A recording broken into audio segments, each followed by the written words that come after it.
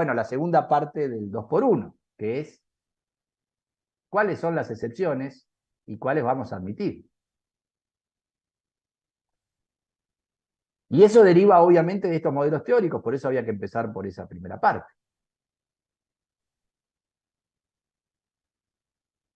Vamos a ver el menú de excepciones que por lo menos yo tengo relevados, seguramente no agota la lista. Y vamos a empezar diciendo que este modelo donde las excepciones permean son bien propias del sistema del common law, que se rigen por el sistema del precedente. Si lo bajamos desde la admisibilidad de esas excepciones vía jurisprudencial. El modelo del civil law al que pertenecemos, en principio sería refractario a esta idea de admitir excepciones vía jurisprudencia. El common law se rige por los precedentes y desde ahí se construye. De hecho, como vimos, primero la jurisprudencia fija las cosas y recién el Congreso en Estados Unidos, en 1995, consagra la regla de exclusión, en base a la línea jurisprudencial de la Corte. Nosotros tenemos un sistema diferente, con lo cual, desde esa perspectiva, que estuviera en la ley es mucho más razonable. Si uno va a Colombia, lo vimos. Si lo vemos en la legislación de El Salvador, también el código prevé las excepciones expresamente. Y eso le quita facultades a los jueces, que parece que es saludable también. La previsibilidad, en fin. Ahora, nosotros tenemos, pese a que somos del civil law, excepciones admitidas vía jurisprudencial.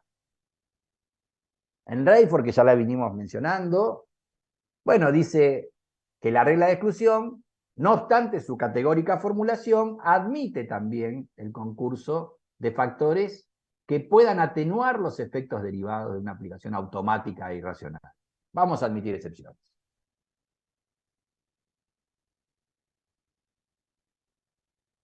Bueno, les diría que si estamos dispuestos a admitir excepciones, que confieso que yo voy por esa línea, estaría bueno que las tipifiquemos legislativamente. ¿Cuáles son estas excepciones en el universo de las posibles? Bueno, tenemos por un lado cauce o fuente independiente. Las vamos a mencionar, después las vamos a ir desgranando. Otra de las excepciones, descubrimiento inevitable. Una tercera excepción, tinte diluido o vínculo atenuado. Estas tres las tenemos claramente consagradas por nuestra jurisprudencia de la Corte Federal. Cuando hablamos de tinte diluido o vínculo atenuado, nos metemos en subtemas como puede ser un acto con voluntad autónoma, una declaración donde la persona da datos voluntariamente, sin ser coaccionada. Tenemos la renuncia del interesado, siendo la persona imputada, o la que puede ser imputada, y ahí tenemos el tema del consentimiento, por ejemplo, del allanamiento. Y tenemos una teoría que es la teoría del riesgo, cuando yo abro mi intimidad a otro, y después ese otro lo usa. Como por ejemplo, una conversación que me expongo a que sea grabada. Y después esa grabación se puede usar como prueba, y ahí aparece la discusión si eso vale o no. Después nos aparece una cuarta y una quinta excepción, que ya son propias del modelo disuasorio, buena fe. Cuando la policía actúa de buena fe, no rige la regla de exclusión. Y después, esto de la ponderación propio del sistema europeo, que habilita, bueno, excepciones haciendo ese juego entre principios a ver cuál prevalece. Vamos a empezar por cauce o fuente independiente. Cuando hablamos de que hay un cauce o fuente independiente, estamos, permítanme la metáfora, presentando esto. Tenemos un camino que se bifurca, donde la prueba se obtuvo por una de las vías con violación de derechos. Pero otro camino permitía llegar y ya estaba en marcha el tránsito por ese camino, al mismo lugar que hubiéramos llegado, pero que se adelantó el que fue más rápido por el camino ilegal. Se llegaba al mismo lugar por una vía autónoma que ya está en marcha. Eso es causa independiente. Hubiéramos llegado ahí, si eso no hubiera existido, ya hubiéramos llegado al mismo lugar. Este camino ya empezó a recorrerse, aunque todavía no habíamos llegado al resultado, porque se nos adelantó el que iba más rápido por el camino ilegal. Esta es la más aceptada por nuestra jurisprudencia. También nace en Estados Unidos, en Nardone. Después, por ejemplo, la tenemos en este caso, Bynum de 1960, que era una persona que había sido detenida ilegalmente, le sacan huellas, cotejan, y con ese cotejo permiten encontrar que es el autor de un hecho. Eso, como era la detención ilegal, cae. Pero como en el banco de información ya esas huellas estaban desde antes, dicen, hubiéramos llegado a lo mismo cotejando despacito. Bueno, esta, la verdad, no sé, se mezcla a veces causa o fuente independiente con descubrimiento inevitable, que es la próxima que vamos a ver. Después en Segura, en 1984, Corte Norteamericana, hay un allanamiento ilegal, pero después ni se lo menciona ese allanamiento ilegal y se pide otro nuevo allanamiento fundado, y van y encuentran lo mismo que habían encontrado. Nosotros lo tenemos esto afirmado en Rayford, en Ruiz y en Daray. En Rayford y Daray no había causa independiente y por eso nulifica. En Ruiz había causa independiente. Es el caso este del robo a la farmacia con un abatido que encuentran un taxi que había sido robado y una tarjeta de uno de los taxistas también robados. Más allá que lo apremian a Ruiz y Ruiz confiesa otros delitos, estos otros ya tenían causa independiente porque ya estaba obtenida legalmente la evidencia que permitía llegar a ese taxista al que le habían robado el auto y a ese taxista al que le habían robado y cuya tarjeta estaba en el bolsillo del muerto, del abatido. Bueno, después también lo tenemos en Luque, en Terialdín, bueno, dos casos icónicos de nuestra jurisprudencia mencionado, y esto obviamente no son los únicos casos, insisto, es la más aceptada. Ahora, la Corte Federal Norteamericana en Murray, en 1988, dice, bueno, miren, a veces es excepción y a veces no. Es una excepción cuando se valora también la prueba ilegal. Igual llegamos al mismo lugar, obviamente, ¿no? Pero si también se tiene en cuenta esa prueba que se hizo en violación, es una excepción a la regla de exclusión. Ahora, si no se la valora y solo se valora la que permitió llegar, entonces no es excepción. Bueno, no mucho más que decir de este cauce o fuente independiente. Ahora les presento descubrimiento inevitable. Vamos a ir a la misma metáfora. El camino se bifurca. Uno va con violación de derechos y el otro iría bien. El tema es que el camino por el cual se iría bien nunca se recorre. Se llegó a la información si todavía empezar a recorrerlo. Y en algunos casos, bueno, se empieza a mezclar y ya se lo empezó a recorrer un poco. La idea es que iba a pasar esto de manera inevitable. El caso donde esto nace es Nix, también un caso norteamericano, de 1984, bastante parecido a Gaffer, el caso en alemán, pero bueno, no había torturas ahí. También era el caso de un secuestro de un niño y el imputado, el sospechado, termina siendo, se lo hace declarar sin abogado y confiesa dónde había enterrado el cuerpo. Para ese entonces sí ya estaba, por eso no sé si es realmente descubrimiento inevitable, a mí me parece que este es un caso de cauce de fuente independiente, pero la Corte norteamericana lo cataloga como descubrimiento inevitable. Ya había 200 voluntarios rastrillando la zona donde finalmente el hombre confiesa que estaba el cuerpo. Con lo cual la Corte dice, bueno, lo iban a encontrar de manera inevitable, que no era tan fácil, porque era un radio enorme. De hecho, había 200 voluntarios rastrillando el lugar. y la verdad que no tengo datos de cómo estaba enterrado el cuerpo y si realmente podían pasar los 200 por encima sin darse cuenta. La diferencia, por lo menos desde la doctrina, es que esta de descubrimiento inevitable, a diferencia de cauce independiente, es hipotético y es futuro. La otra era actual. Bueno, acá ya estaba actual, por eso digo que no sé si Nix era realmente descubrimiento inevitable. Ahora hay una crítica fuerte de Fernando Díaz Cantón, justamente con esto de podíamos pasar por encima del cadáver y no darnos cuenta 200 personas. Realmente el hallazgo es inevitable, podía ser incierto. A esto, por ejemplo, Jalaverdián le contesta, miren, la excepción es descubrimiento inevitable. Si no es seguro, no es inevitable. Entonces necesitamos que sea seguro. Y ahí se abre el juego. Bueno, ¿cuánta certeza necesitamos? Roxin, por ejemplo, nos dice, tiene que haber un alto grado de probabilidad. Acá nos rayaron la certeza. Carrió, por ejemplo, entre nosotros, dice, basta con que sea posible.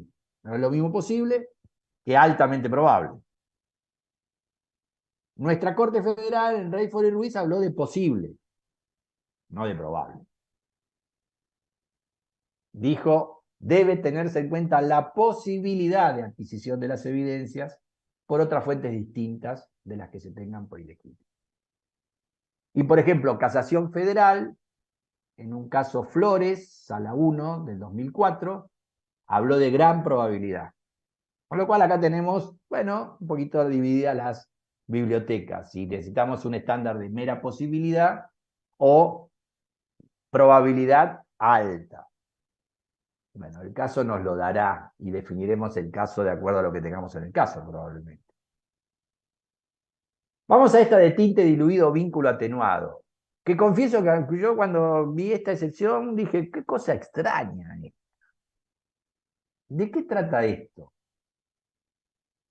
Trata que si el vínculo existente entre la prueba ilícita y la derivada es tenue, es admisible.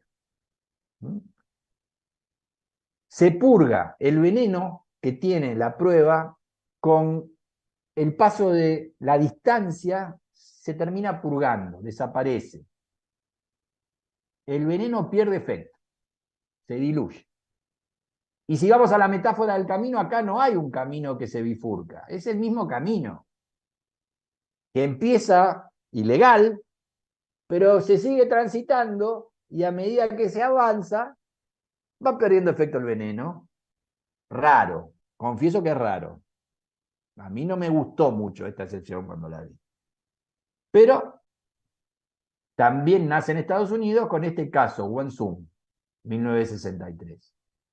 Hay un procedimiento ilegal, se ingresa sin orden a, bueno, un local de ciudadanos chinos. Ese procedimiento fue ilegal, lo declaran ilegal, pero más adelante, por eso pasó el tiempo, apareció uno de esos imputados voluntariamente a declarar confesando el hecho. Y la Corte Federal dice que a partir de ese acto de autonomía de la voluntad, está todo bien. Obvio que si no hubiera habido ese allanamiento ilegal en su momento, este ciudadano no se iba a presentar. Y no entendemos muy bien, habría que ver el caso en serio, porque no sé por qué se presentó. Pero... Y empieza a funcionar esta excepción, donde dicen que, bueno, un trabajo de Strong, que es muy, digamos, cuando se toca esta excepción se lo menciona mucho, habla de ciertas pautas a considerar. Secuencia de tiempo entre la ilegalidad primaria y la evidencia cuestionada. ¿Cuán lejos estuvo en este camino lo que aparece como verde? La magnitud de la violación originaria, o sea, la dosis del veneno, y la elección voluntaria. En este caso, el ciudadano fue y espontáneamente habló, con lo cual aparecen estos actos voluntarios. Entre nosotros la sostiene Binder, que como vamos a ver también va a sostener un modelo bastante fuerte de integridad constitucional, pero sin embargo en una publicación, un librito sobre formas, la verdad que no vi ahora bueno, el tratado. El derecho procesal penal, no vi qué sostiene hoy, confieso que estoy atrasado en eso, y no la aceptan de ninguna manera Mayer y Díaz Cantón. Bueno, Díaz Cantón, como vimos, no acepta tampoco causa independiente y descubrimiento inevitable. Ahora, aparece esto entonces de un acto con voluntad autónoma. Este chino fue voluntariamente, habló, y la Corte valida eso. Y el tema es que nuestra Corte recoge esta línea, también en Rayford. En el considerando 5 dice que el grado de libertad de quien declara no es irrelevante para juzgar sobre la utilidad de sus manifestaciones, de modo que la exclusión requiere en estos supuestos un vínculo más inmediato entre la ilegalidad y el testimonio que el exigido para descalificar la prueba material. Obvio que igual en Rayford declaran la nulidad de todo, pero dejan sentado esto que, bueno, después quienes estudiaron el tema dicen, esta es la excepción de tinte diluido. Y juega entonces la renuncia del interesado con estos actos de voluntad autónoma. Y entonces yo puedo renunciar, y aparecen ciertas discusiones, a mi intimidad. Y juega el papel entonces de el allanamiento y el consentimiento, que para algunos directamente, si yo consiento que ingresen a mi domicilio, no es un allanamiento, yo consentí. Bueno, durante bastante tiempo esto se validaba. En realidad, allanamiento y consentimiento son, desde esta perspectiva, dos caras de la misma moneda. Y por supuesto que aparecía cuando lo validábamos, decíamos, bueno, ¿cómo debe ser ese consentimiento? Hoy hablaríamos de un consentimiento informado, que lo tiene que dar quién. ¿Quién lo puede dar? Pero hoy la línea, por lo menos en nuestro país, desde la Corte Federal, con Ventura del 2005, es que el consentimiento no vale. Y esto también es interesante, como pasó en Estados Unidos, con Nixon, con Reagan, cómo la política, digamos, la jurisprudencia acompaña los momentos políticos.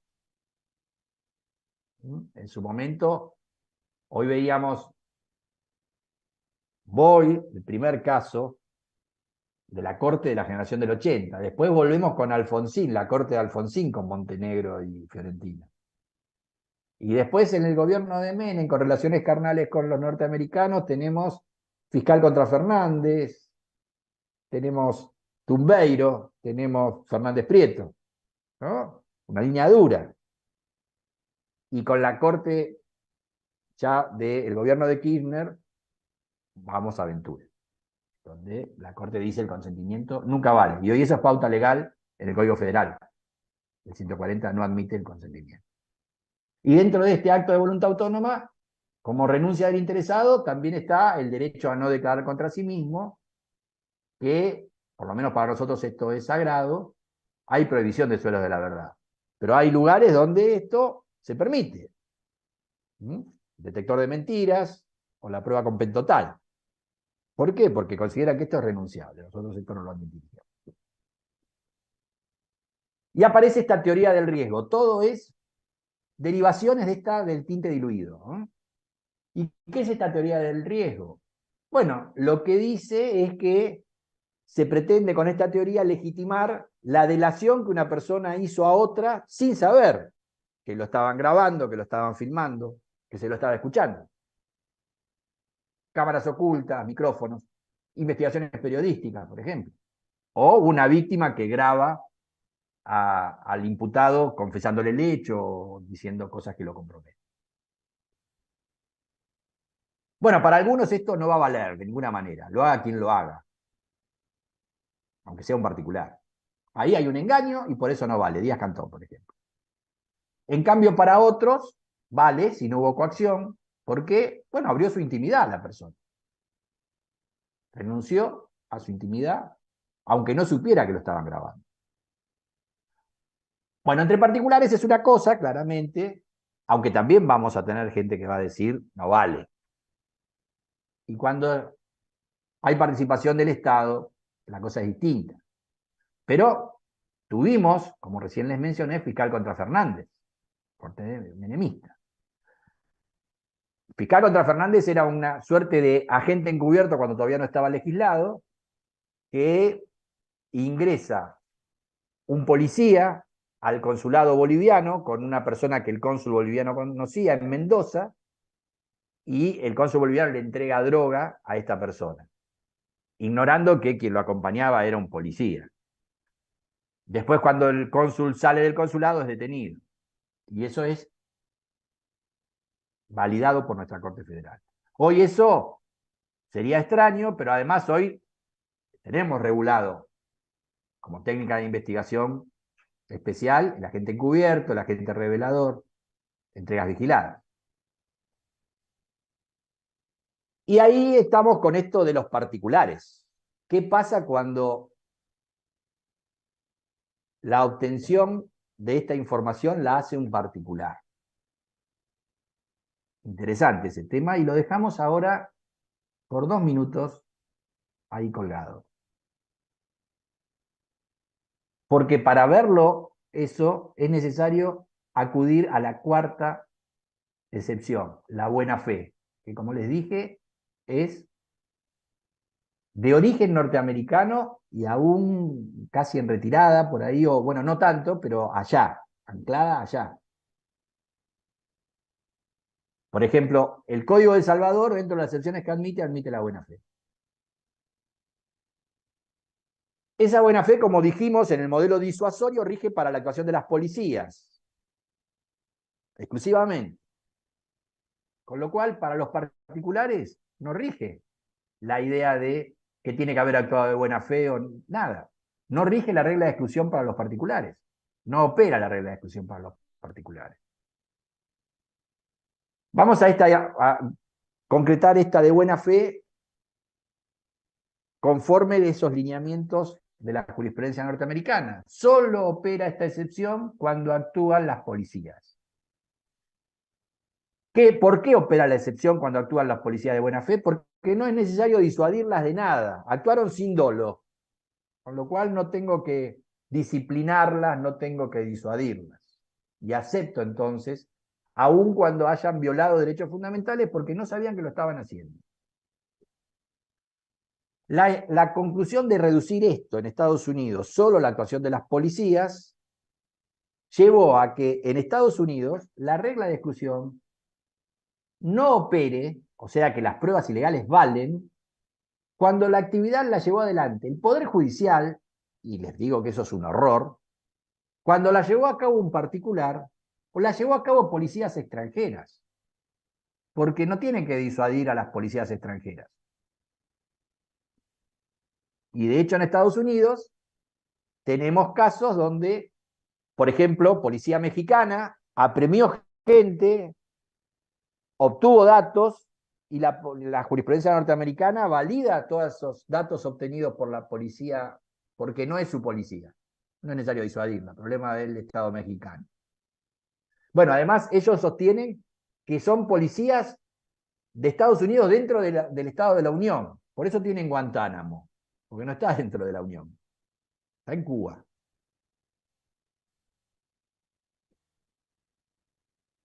Con lo cual, en Estados Unidos aprovechan la prueba ilegal obtenida en países extranjeros, porque no es su policía la que las obtuvo. No hay que disuadirlo. Tampoco generan necesidad de excluir la prueba que se hizo en violación desde los órganos de justicia. Una locura esto. Y el caso paradigmático donde nace la excepción de buena fe para las policías es el León, de 1984. El León se allana en base a una orden que carecía de motivación, o sea, era una orden inmotivada emitida por el juez. Era nula la orden de allanamiento. La policía la ejecuta y secuestra cosas. Y la Corte Federal la valida diciendo que la policía actuó de buena fe, no sabía que esa orden carecía de motivación. Con lo cual, bueno, esto sí es preocupante, porque resulta que, claro, siempre la policía, cuando tenemos una orden inmotivada, sin fundamentos, una intervención telefónica sin fundamentos, y hace las escuchas y correcta, bueno, lo hace de buena fe cumpliendo la orden. Ahora, si cae la orden, ¿cómo va a quedar validado esto porque la policía actuó de buena fe? Bueno, a esto llevamos lo que es la buena fe, que por suerte salvo alguna jurisprudencia que yo no tengo muy claro si realmente lo incorpora como argumento, por lo menos central, no lo tenemos en nuestras latitudes. En Argentina no lo he visto. Y sí vamos a meternos ahora con cuando la comete un particular. Obviamente, por la misma razón que venimos diciendo, al no ser una policía norteamericana, la irregularidad que cometa un privado no tiene ningún efecto para que opere la regla de exclusión. Así lo dice en este caso Bourdieu de 1921, Jacobsen de 1984. Bueno, ahora vamos a meternos con eso.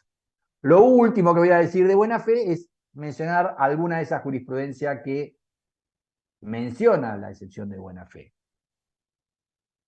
Nuestra corte, y esto lo dice Maximiliano Jaraverdián, confieso que no lo chequeé, yendo al fallo, es Razuk, un fallo del 92. Jaraverdián dice que ahí nuestra corte admite esta excepción de buena fe porque valida el procedimiento que había sido ordenado, ejecutado de buena fe por la policía, cumpliendo la orden, siendo que el juez era incompetente. Bueno, uno de los temas, a veces en los códigos de las incompetencias, cuando hay un juez materialmente incompetente, la consecuencia sería la nulidad. Bueno, Jaraverdián señala que en Razuk la Corte valida pese a que la orden había salido de este juez incompetente y la valida, según Jaraverdián, porque la policía desconocía que ese juez era incompetente, lo cual es obvio que desconocía eso. Después aparece, también citando Jaraverdián este fallo, que este sí habla de buena fe, que es de la Cámara de Casación Federal del 2012, Slócar y Figueroa, que era un ingreso sin orden a un domicilio del cual emanaban olores nauseabundos. Y encuentran un muerto que había sido un homicidio. El argumento, uno de los argumentos por los cuales se desecha la nulidad de ese procedimiento, es porque el funcionario que entró, que era un policía, actuó de absoluta buena fe en cumplimiento de su deber. Bueno, dicen buena fe, entonces la excepción aparecería. Y también van a decir, cualquier magistrado había dictado la orden. Obviamente, es más, no necesitaban orden para eso, probablemente. Pero bueno, la realidad es que era un caso de descubrimiento inevitable. Finalmente, un magistrado iba a mandar la orden de allanamiento. Pero bueno, como usan como fundamento que actuó de absoluta buena fe, bueno, lo rescata Jaraverdián diciendo, bueno, acá hay un ejemplo de excepción de buena fe admitida por la jurisprudencia. Ahora sí vamos con el tema particulares. Dijimos que en Estados Unidos no rige, no opera la regla de exclusión para particulares, con lo cual la prueba es válida. Para nosotros, bueno, le diría que en principio, claramente no, si los particulares obtienen por coacción, torturando, amenazando, lo que fuere, digamos, ¿no? La evidencia. Le diría que es una verdad de perogrullo, pero hay que marcarla como un límite infranqueable. No podemos admitir cualquier prueba que sea con tortura. Tenemos nuestras convenciones propias sobre esto. Ahora, cuando esto no sucedió, no hay coacción, recuerden que la jurisprudencia de la Corte Interamericana hablaba de regla de exclusión y doctrina del fruto de la norma envenenada en un caso de coacción, en ese caso de México. Les traigo a colación un interesante fallo de febrero de este año, de la Cámara del Crimen de Capital, de la Ciudad de Buenos Aires, de la Justicia Nacional. El caso era que la querellante ingresa a la computadora que compartía con el imputado, aunque cada uno tenía su perfil, e ingresa al perfil del imputado y saca fotos, capturas de pantalla de lo que estaba en esa sesión del imputado. Y obviamente las aporta como prueba en contra del imputado. Se plantea la nulidad y en este fallo de la Sala 1 votan dos jueces, Lucero por un lado y Magdalena Lainio por el otro. Vamos a ver el fundamento. Los dos rechazan la nulidad, la prueba vale. Vamos a ver los fundamentos que usa cada uno de ellos. Lucero dice, este es un planteo inadmisible, en tanto pretende descalificar el actuar de un particular, respecto de quien, en principio, no rige la regla de exclusión probatoria. Para los particulares, bueno, si bien dice en principio, no rige. ¿Y por qué no rige? Dice, porque esta se dirige a evitar que las fuerzas estatales realicen actos en violación a un derecho constitucional.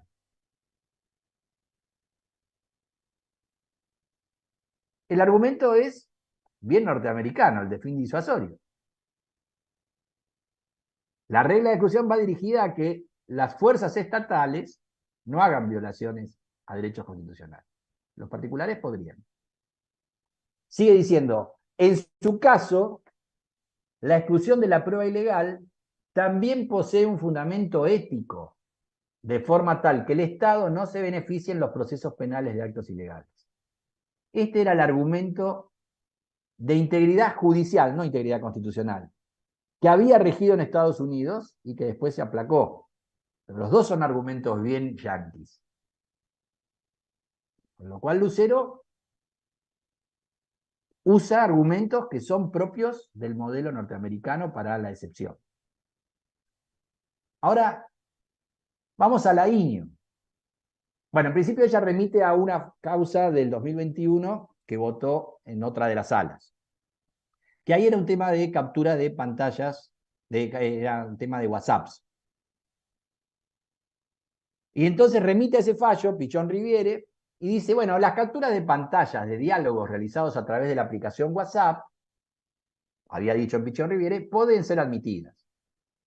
Y agrega, más allá de la conveniencia de realizar un peritaje sobre los teléfonos utilizados que se utilizaron para enviar esos mensajes, para acreditar la veracidad y la legitimidad del contenido de esas conversaciones.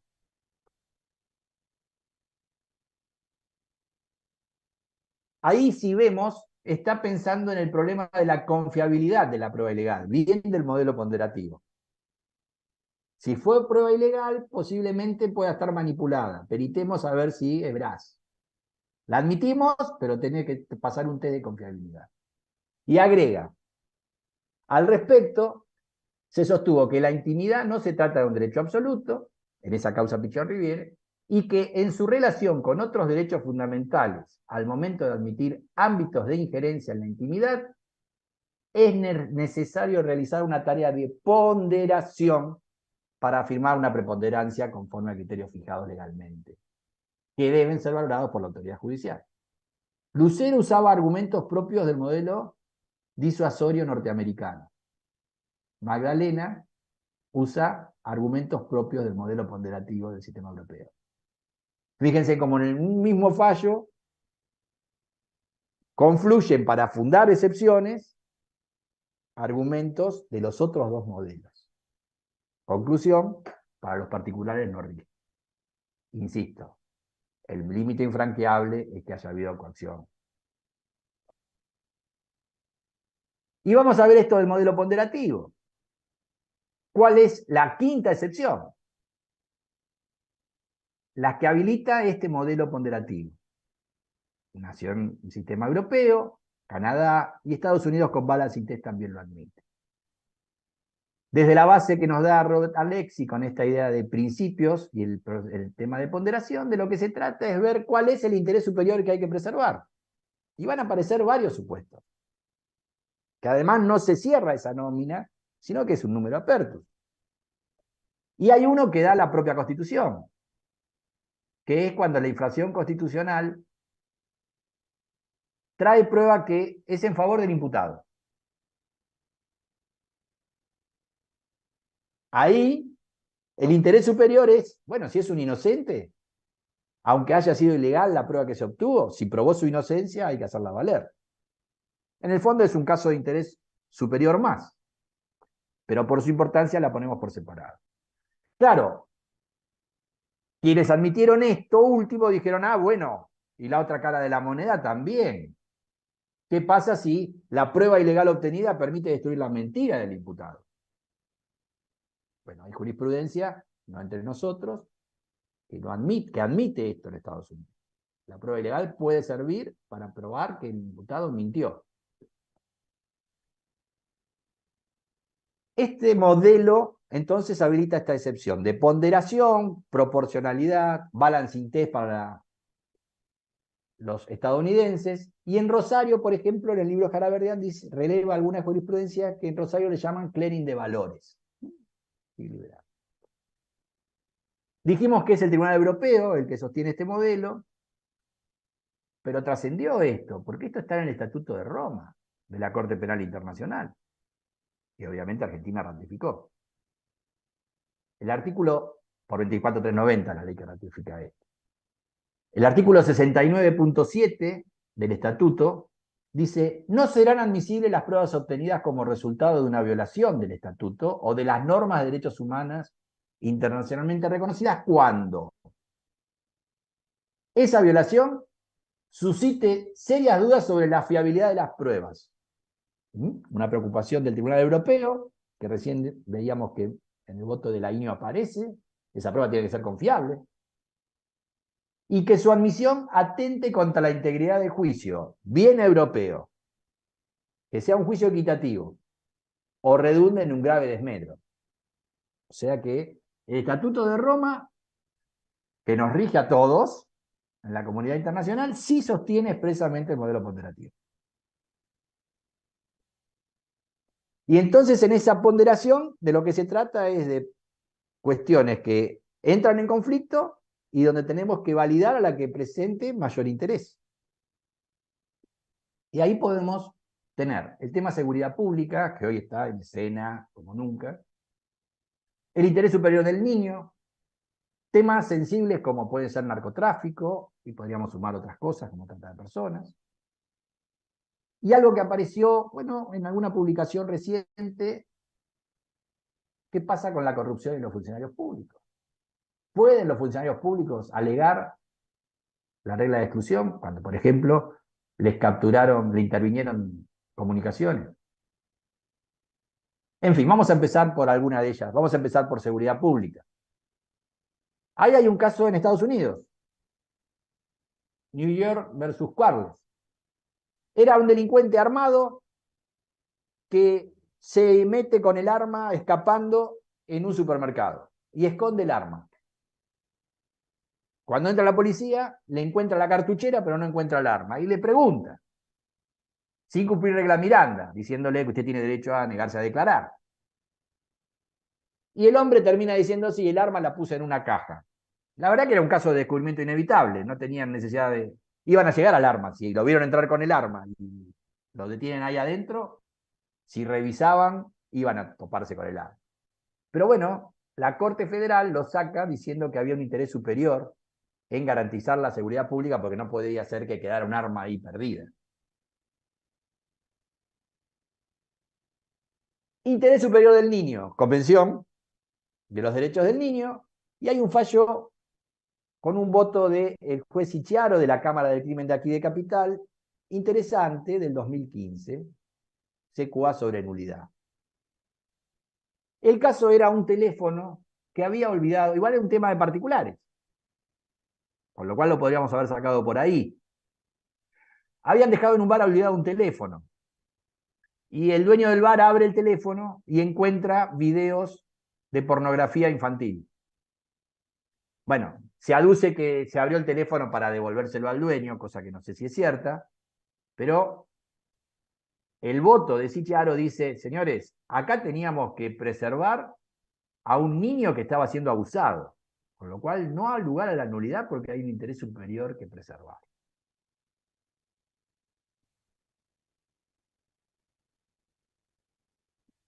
Con el tema de narcotráfico, por ejemplo, tenemos este fallo de la Sala Tercera de la Casación Federal del 2011, una avioneta en un campo baja con 400 kilos de droga y la policía ingresa a ese campo sin orden cortando los alambrados.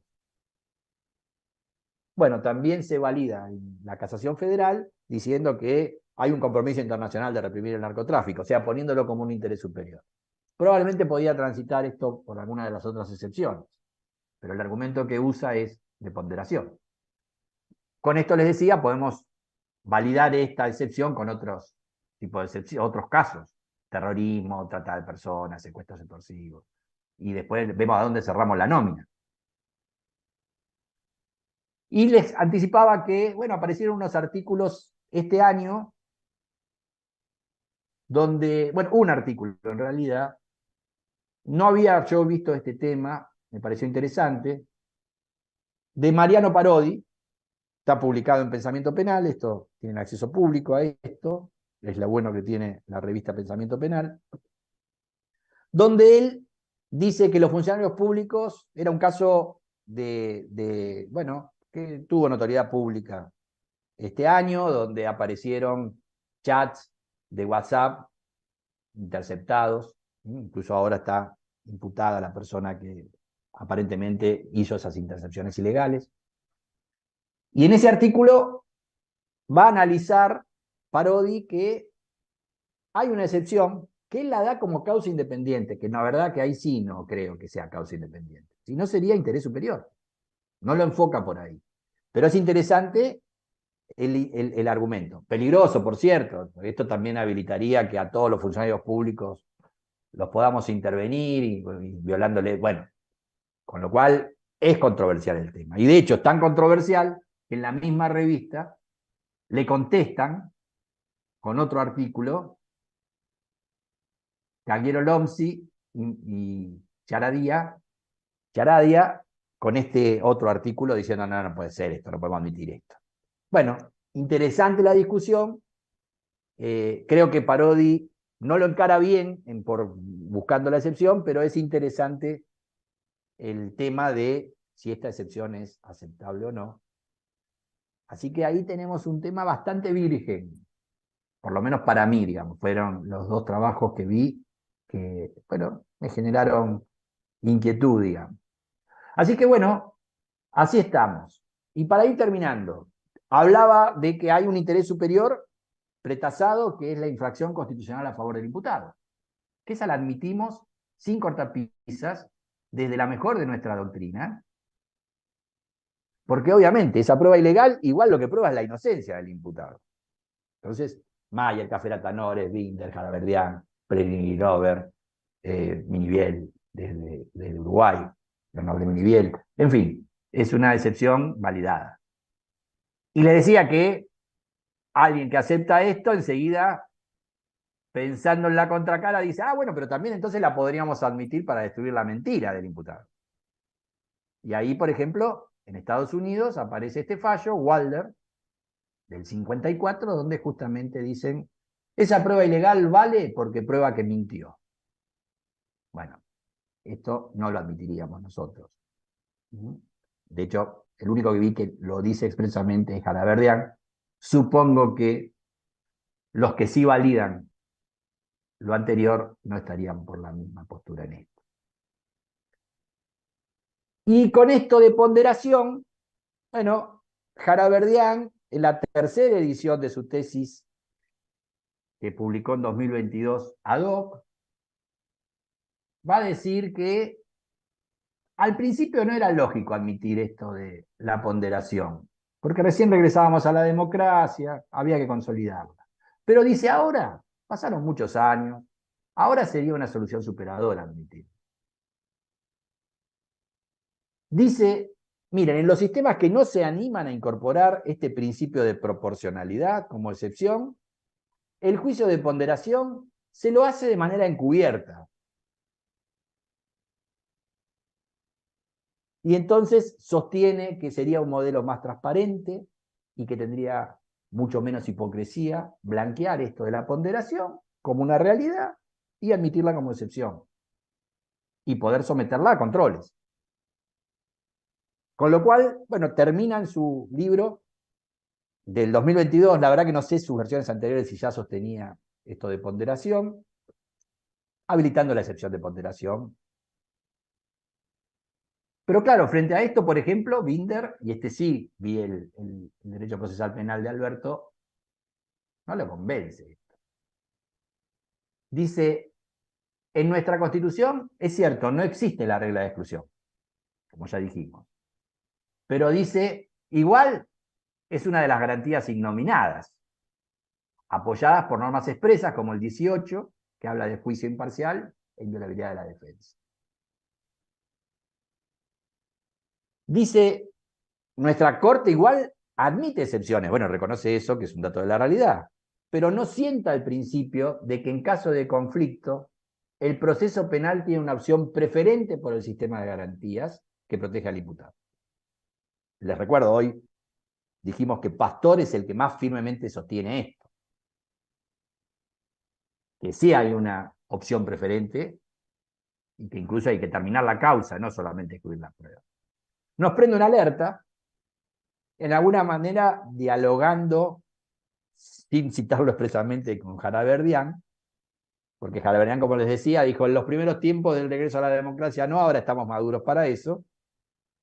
Binder ahora va a decir que en contextos de estados no solo de frágil legitimidad, sino cuando los mismos estados son productores de cuotas importantes de ilegalidad, y en sociedades que todavía están construyendo sus reglas básicas de cultura cívica, dice, transmitir estos mensajes sería siempre un mal mucho mayor que el que puede ocasionar la pérdida de las pruebas, por más que ello sea un mal grave.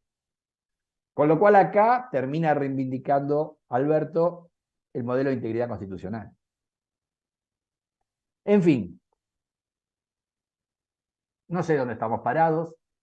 Confieso que tengo muchas dudas sobre el tema, pero bueno, creo que lo traté de estudiar lo más honestamente posible y como operador judicial no puedo negarme a excepciones, pero reconozco que hay algunas que son peligrosas.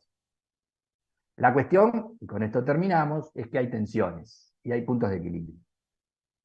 Esa antinomia fundamental con la que empezamos de la mano de Binder se hace carne. Necesitamos reprimir eficazmente el delito, no habilitar impunidades, pero tenemos que respetar derechos fundamentales. La regla de exclusión juega a favor de estos derechos fundamentales.